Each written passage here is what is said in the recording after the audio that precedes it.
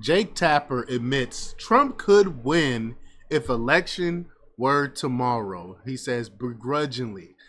It's a lot of states have early voting. I know here in Texas, early voting started today, and a lot of the numbers that's been coming in from these early voting states have been showing that Republicans has been showing out in record numbers.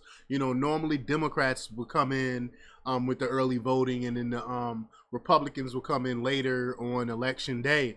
But that's not the case this year. Republicans are rushing to the polls to vote early. That's how bad the situation really is. That's how bad things really are in this country. People are actually excited to run and get their votes in early. So we're going to play the clip from CNN. But before we get started, go ahead and hit that like button. Share this out so we can get this information out there. Subscribe if you're not already a subscriber. And hit that alarm bell so you know when I'm putting out new stuff. Also, check out my link tree in the description. It has a link to my Patreon.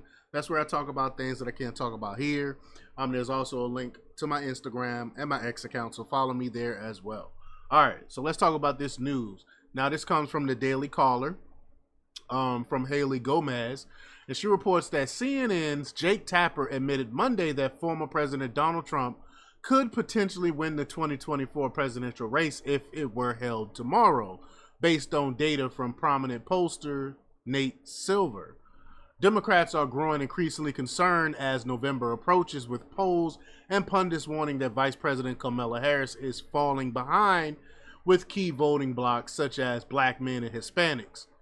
On The Lead with Jake Tapper, the CNN host shared statistics from Silver's most recent election prediction, highlighting Trump's lead in key swing states like Arizona, Georgia, and North Carolina.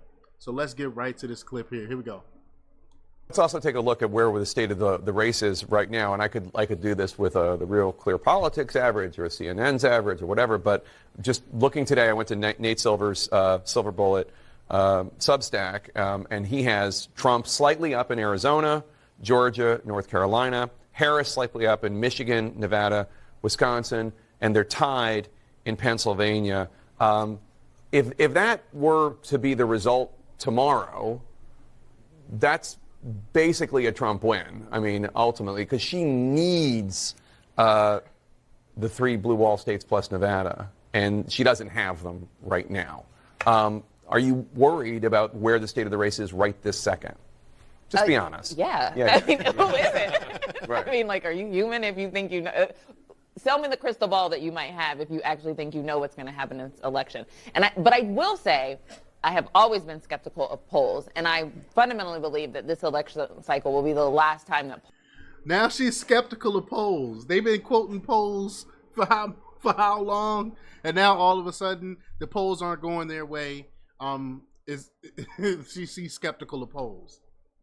Polling is accepted as it is conducted, as it has been for the last 20 years. It hasn't really been a revamping of our polling infrastructure as there has been in the way that candidates engage with voters. And it has to happen because I just don't think, I don't know anyone who has ever been polled. And I know a lot of people. I know a lot of low propensity voters. Yeah. I have never met a person, a voter, when I was knocking on a door that has ever been polled. So I'm like, who?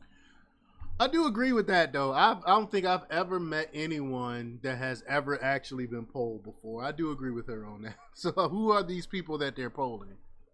Who are you talking to, and is it an accurate snapshot? And let me just also note that all the numbers of Nate Silver is all within the margin of error, every single one of them, any state. And like you could have 7 states break for Trump, 7 states break for Harris. Nobody has any idea. I mean, are you confident that Trump's going to win?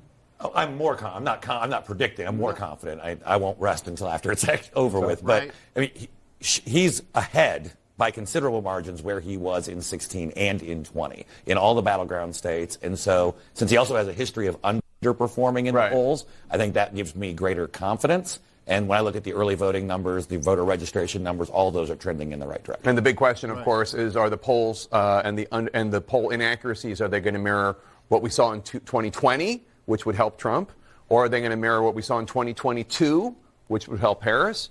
We don't know, and these numbers are unreliable 100%. As we stand by to hear from Harris and Cheney, please note. All right. So they're worried. They don't. I mean, no one really knows what can happen in these next couple of weeks. But Silver's current electoral college prediction gives Trump a 53% chance of winning, while Harris holds a slight lead in the popular vote by 1.6%.